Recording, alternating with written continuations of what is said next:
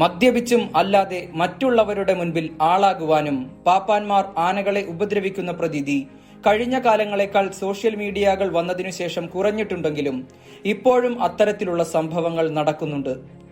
ആനയെന്ന വലിയ ജീവി മനുഷ്യന് മുൻപിൽ കീഴടങ്ങി ജീവിക്കാൻ കാരണം അനുഭവിക്കേണ്ടി വരുന്ന പീഡനങ്ങളെ പേടിച്ചു മാത്രമാണ്. അത്തരത്തിൽ ഒരു സംഭവത്തിനായിരുന്നു 2019 ജനുവരി 14 വെഞ്ഞാറമൂട് പാലാവിള നിവാസികൾ സാക്ഷിയായത്.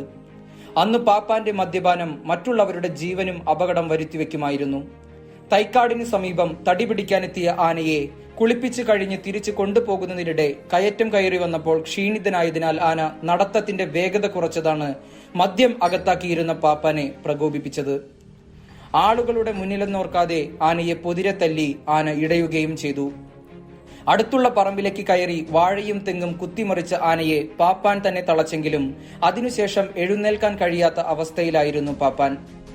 ഉടമയുടെ സഹായത്തോടെയാണ് ആനയെ മാറ്റിയത്.